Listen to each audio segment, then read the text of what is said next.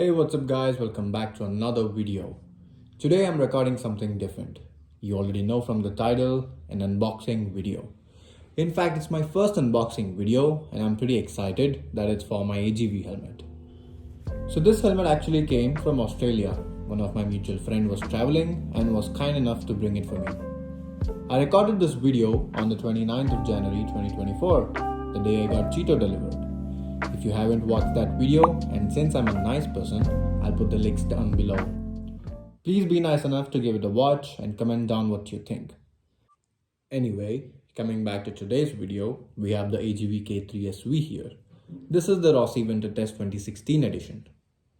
Digging into the box, we have the helmet all cozied inside an AGV bag. What a luxury, right? This bag comes handy when you're not wearing it and want to protect it from surface level scratches or dirt sticking to the snowman. Oops, sorry for the spoiler. Along with the snowman, we also get AGV stickers inside a Ziploc cover and instruction manual that's not so fancy, along with a few visor clicks. Yep, they're called clicks. And these are in two colors, blue and green. We also get the wind protector that goes under your chin to avoid wind blasts in case you record videos like me with a mic inside the helmet. A bunch of people DM'd me and posted comments requesting me to show my motovlogging setup because they found it neat. Let me know in the comment section if you want a video on it. Further, we have the Pinlock 70, which comes with the K3 models and above at no extra cost, which means the K1 doesn't have this included.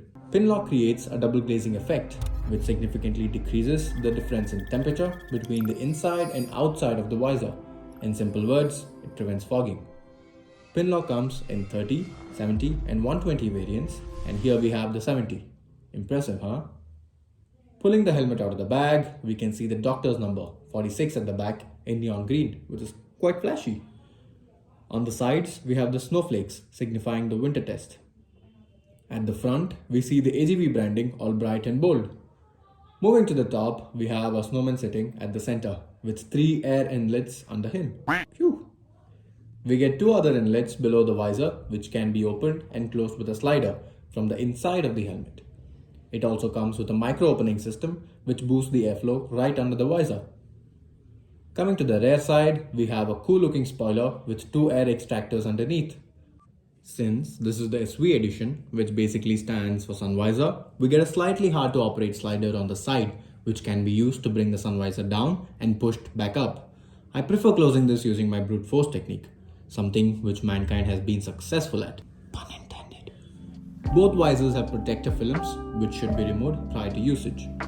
Coming to the retention or the locking mechanism for the straps, I'm surprised to see the quick release system on mine, while the US side says double D mechanism. Is AGV varying the safety mechanisms in different regions? Well, I'm pretty gutted that a K3 with a premium price tag does not come with a harder but safer double D system, at least from the region where this came from. The interior cheek pads are removable as well as washable, considering they're made out of dry comfort fabric. I'm sure most of the helmets have this system by now, although I like how AGV makes their interior more comfortable than most brands in the range.